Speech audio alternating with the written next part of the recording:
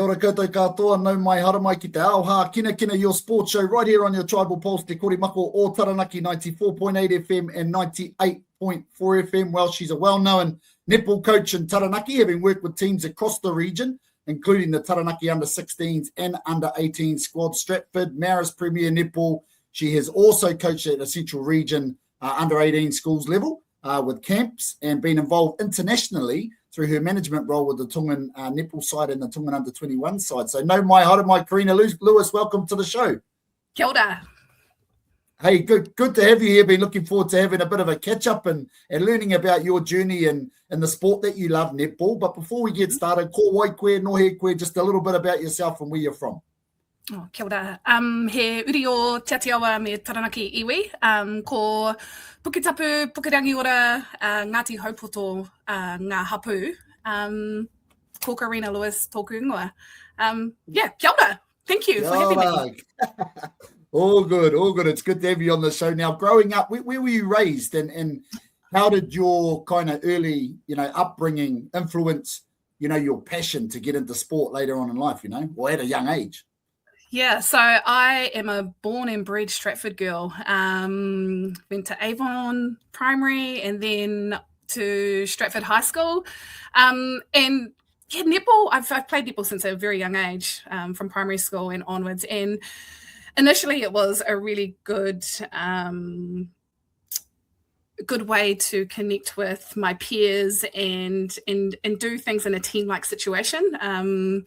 And then I enjoyed the sport. I was okay at it. I was pretty good. And then I carried on in the high school. And that, again, was a real good connector with my peers. And just battling out on court was always a really enjoyable experience for me. And then after that, I had my tamariki. I went into Premier Netball after I finished high school. And here we are. And now I'm coaching. Now you're coaching. Yeah, we're going to talk to coaching soon. But aside from netball as a youngster, what other sports did you play, and what other sports did you enjoy? And yeah, I'm going to expose myself here. I was a marcher, so I was an avid marcher. I did marching for probably a good 17 years. I loved it. It was a really disciplined sport. You had to be incredibly disciplined. It taught me a lot about control of my body and that team aspect again. Another really amazing thing that happened with marching was that we got to travel around the motu a lot.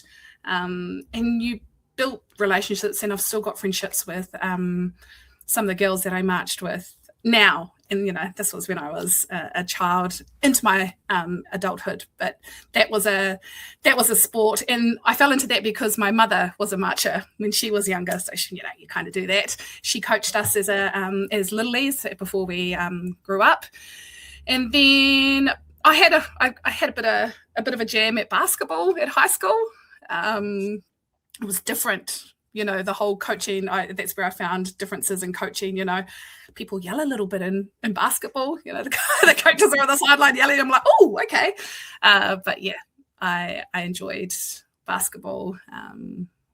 So those are the other sports that I've Awesome. Marching. I definitely remember the marching. My sister was into marching, so we used to travel all around the country with her too. So yeah, it was great. Huge back in the day. It was huge back in the day. I remember that most definitely. Now, who have been some of your kind of key influences, and mentors, as you come through the grades as a youngster, people that really kind of touch the heart through your journey, that really kind of stand out to you?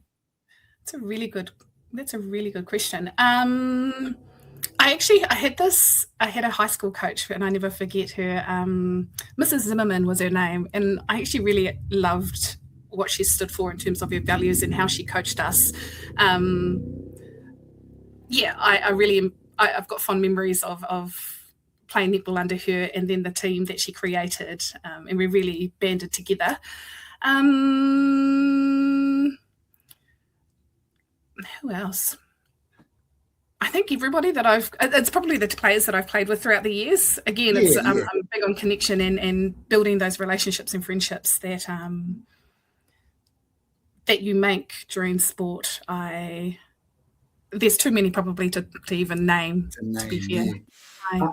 100%. So you obviously hit, your playing career and stepped into coaching. But what kind of drew you into coaching, and how did your pathway progress? Through playing, kind of help you get into coaching.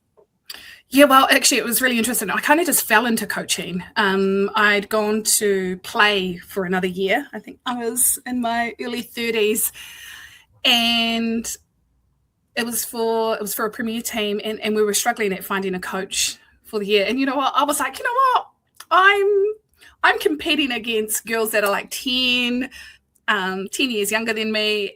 And actually, maybe it's time to look at a different avenue in the sport, which was coaching. So I thought, I'm quite confident in being able to do anything I set my mind to. So I was like, yeah, sure, I can do this coaching thing. And I knew I had really good support systems around me and coaches around me that could uffy me and make sure that I was successful in the journey, or as successful as I could be as I was learning.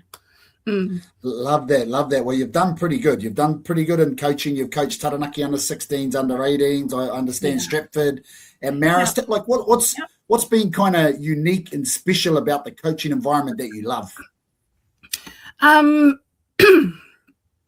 I think for me, I guess my why as to why I coach in it and the environment around that, and as opposed to playing, is that I love to be part of people's journey in growing. And that's not just growing in, say, the sport that they're playing, but actually growing as human beings and growing as people and finding things out about them. And to know that I've walked alongside them whilst that's been happening is a really fulfilling feeling for me. And that's why I really enjoy the secondary schools kind of space. The growth that you see in these young wahine is, like you can't recreate that in any other way, I think, for myself. But to watch them grow and develop as players and human beings.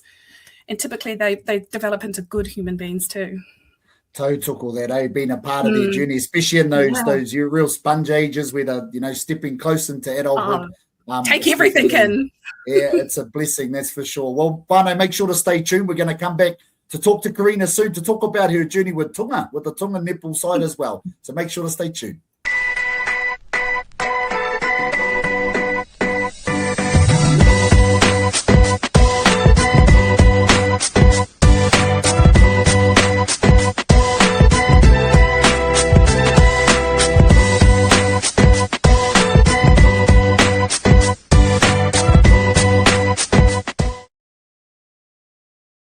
Kia ora koutou wānau, welcome back to Te Ao Hākinakina, your sports show right here on your Tribal Pulse, Te Kore Mako, Taranaki 94.8 FM and 98.4 FM. Well, we're here with Karina Lewis. We're having an awesome old kōrero about her netballing journey. Now, we're talking about coaching now. She's coached a few sides, but she's also been involved with the Central Region Under 18s school camps, I understand. So what did you enjoy most about working at this kind of level, in terms of some of the best kids from the Central Region?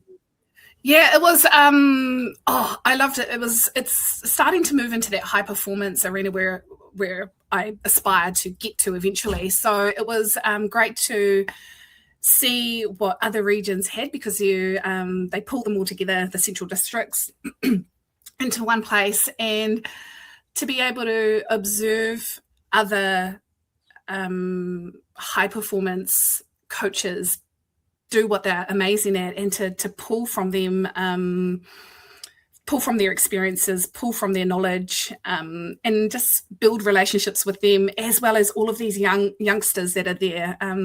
You look at them and you think, oh, one day you're going to be a silver fern, or, one day you're going to play in these ANZ Premiership. And it's really exciting because you make connections with these players, and then you see them around the motu and you're like, hey, how's it going? How's everything? So you get to watch their journey and be part of that too. And yeah, it's really special. That's awesome. Well, you went from there as well. You helped with the Tongan netball team, I believe, and also involved with the under 21s. That must have been a highlight of your career so far, and some memorable moments. Yep. I was afforded an amazing opportunity. I'm one of those people that always always ask to be involved and ask what opportunities are out there, because it's about further growing my knowledge and developing myself as a coach. So I've said to Jakwa, who's the head coach of Tonga, I said, if there's ever any opportunities where I can observe or just watch you guys. I know sometimes you come and do camp in New Zealand. I just want to learn as much as I possibly can. And again, like I said before, I aspire to one day move into high performance. So I'd like to just get a good understanding of what happens in those environments as well. And she rang me up. She said, hey, look, I've got this opportunity. And I grabbed that with two hands and I ran with it. And I am so thankful that I got to get a really good glimpse into that world, and in a team where values are high within their environment. So, and I too am a values-based person. So to move into to work with a team that was all about that kaupapa, I think I just am really lucky and very thankful and grateful that I got to do that. However scary it was at the time, because you've really got to be the best that you can be. But I mean, I think I was pretty all right. Yeah, awesome. Yeah, they got through. We won a medal, we won a cup. It was amazing. We won a plate. So, yeah. Beautiful. Great, what an experience, and hopefully many more to come for you. Now, when you kind of look back on your coaching journey thus far, because you're still very young in your coaching journey, what has been the most rewarding aspect of working with players of different ages and backgrounds?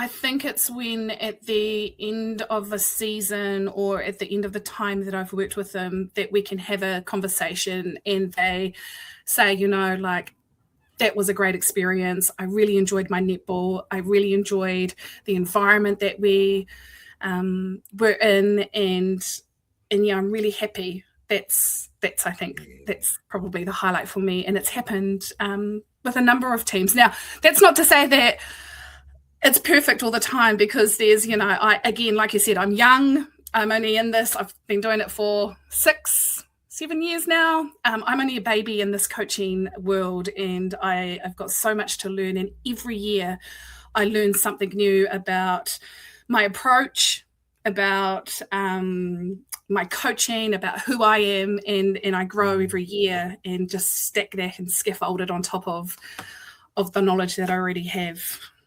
Love that. Continuing to grow is all part of it, isn't it? Along with the players, also the coaches.